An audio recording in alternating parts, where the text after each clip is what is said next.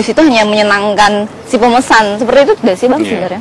Jadi memang survei ini kultur baru ya, di Indonesia, praktis baru sejak 2004 ini dia menjamur, sehingga memang belum banyak juga publik yang memahami pro kontranya, dinamikanya, keseluruhan dari survei ini ya.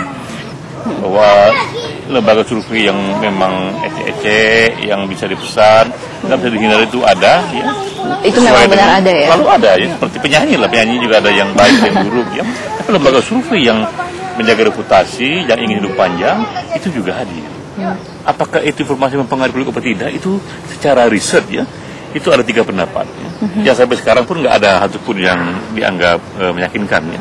Jadi waktu kemarin di Mahkamah Konstitusi juga itu jadi masalah. Mereka bilang, Pak Denny ya, ini survei ini mempengaruhi opini publik dan tidak fair bagi partai yang nggak punya uang ini. Karena lembaga survei dan nggak bisa ikut bertarung melalui lembaga survei untuk mempengaruhi opini publik. Dia bilang, Pak, itu pandangan yang keliru. Jadi ada yang mengatakan bahwa publik ini akan terpengaruh oleh partai yang dipublikasi akan menang. Seperti itu. Itu namanya bandwagon effect. Iya, tapi ada yang mengatakan sebaliknya, justru publik terpengaruh untuk tidak memilih partai yang dibilang menang karena dia ingin cenderung memilih karena kasihan gitu ya. Kasihan. Nah, itu namanya underdog effect. Juga ada teori seperti itu. Ada juga sebalik yang lain lagi bahwa survei ini hanya mempengaruhi elit yang kecil sekali yang langsung berhubungan dengan kepentingan dia dalam pemilu itu. Tapi publik luas tidak terpengaruh oleh ini. Nah, tiga-tiganya ini ada riset soal itu ya. Tapi yang lebih dominan? Yang lebih dominan mengatakan tidak ada pengaruhnya. Tidak ada pengaruhnya. Karena publik punya preferensi sendiri. Kenapa dia dukung calon A, calon B, kandidat A, kandidat B?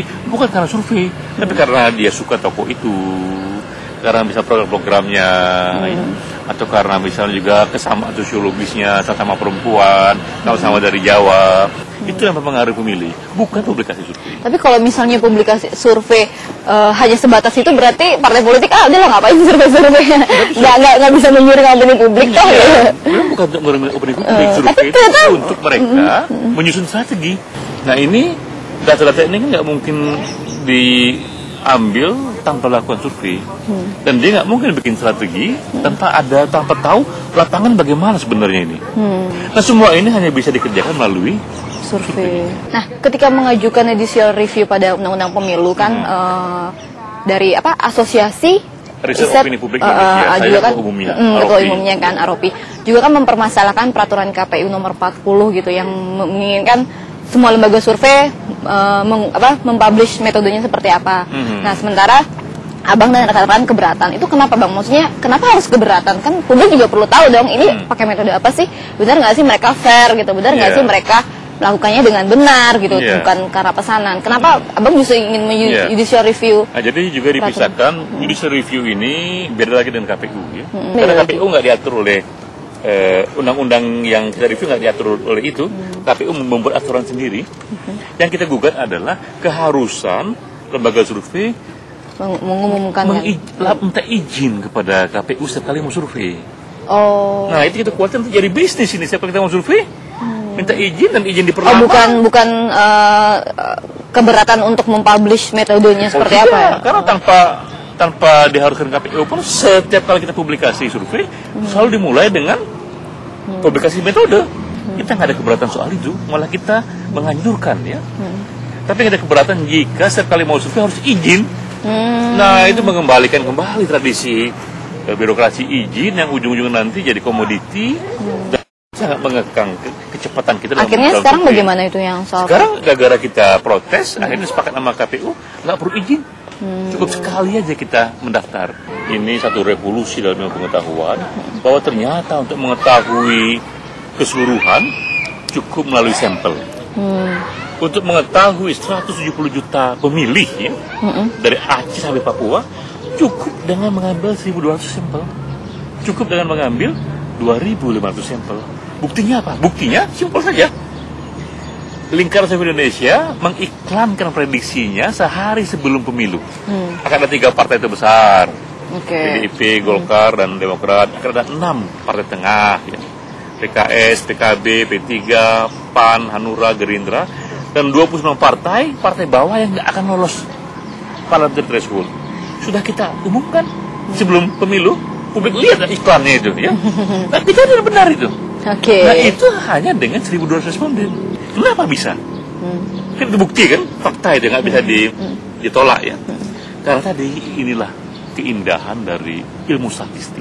Tapi bagaimana ketika misalnya si partai politik atau caleg gitu atau calon kepala daerah gitu sudah memesan dan ternyata kan berharap gitu kalau misal bisa bekerja sama-sama abang tuh bisa mendongkrak gitu kan. Waktu akhir Desember kan abang memprediksi PDIP akan menang ya, juara 1 gitu. Ternyata tidak menang. Tapi dikoreksi oleh survei setelah itu. Survei pada tanggal 5 April itu. Dan bagaimana reaksi dari PDIP sendiri ketika mengetahui? Why? Ya, karena kita bilang sebagian ini keambil oleh program BLT. Bantuan langsung tunai itu keambil lagi oleh isu BBM turun 3 kali. Jadi seandainya BLT itu dibagikan misalnya gitu awal Januari aja. Oh, bisa beda sih. Bisa beda ya. Bisa bener yang survei abang PDIP yang menang gitu ya bang? Enggak, survei kita terakhir PDIP nggak menang. Oh ya? Yang terakhir April. Sudah kita umumkan itu. Nanti bisa dilihat di koran-koran ya. Itu juga sudah abang nyatakan kepada PDIP sebagai klien bahwa ya mereka terhambat karena ya ini pemerintah melakukan seperti BLT dibagikan dekat-dekat pemilu. Oh, itu memang benar mempengaruhi ya bang ya. Nah memang sekarang ini di luar SBY, nah dari tokoh yang ada sekarang itu ya Megawati Prabowo yang bisa jadi.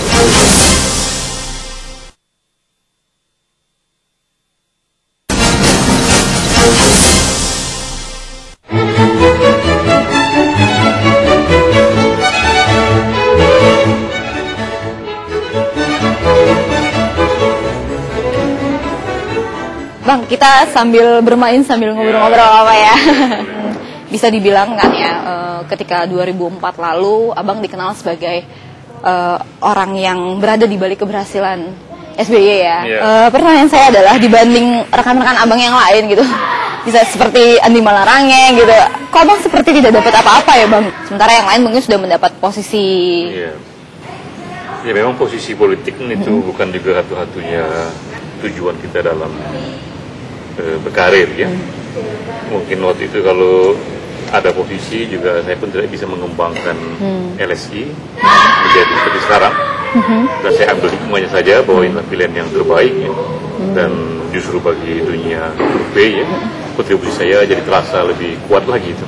Tapi ketika Pak SBY naik ya, abang waktu itu mengincar apa tuh, posisi apa tuh saat itu? Enggak ada ini. Benar. Jabatan berkah ya. Ada yang menawarkan kita ambil. Atau mungkin ditawarkan sesuatu tapi abangnya nggak berminat gitu atau bagaimana bang? Ada beberapa pembicaraan tapi akhirnya saya memutuskan untuk lebih baik saya di luar dan mengembangkan tradisi lembaga survei ini. Nah, untuk 2009 ini nih bang, bagaimana? Apa masih Pak SBY masih memanfaatkan jasa abang atau bagaimana? Jadi memang 2009 saya pukul bola dulu nih. Oke. Oh, enak tuh bang. Jadi 2009 ini memang ada dua hal yang penting ya sebagai indikator. Kalau kita tanya publik, Bapak Ibu, dalam pemilu presiden sekarang ini siapa capres yang akan Bapak Ibu pilih, nama SBY dan lain-lain, memang SBY masih tinggi di atas. Itu satu indikator ya, bahwa menandakan bahwa Ibu SBY kuat. Lalu indikator berikutnya kita tanya, Bapak Ibu sekalian, Bapak Ibu ingin situasi seperti sekarang atau ingin perubahan? Yang ingin perubahan jauh lebih tinggi lagi. Berapa persen tuh perbedaan yang antara status quo sama yang ingin perubahan? Yang perubahan itu sampai 70%. Tinggi ya berarti ya. Nah apa artinya? Artinya publik ini sebenarnya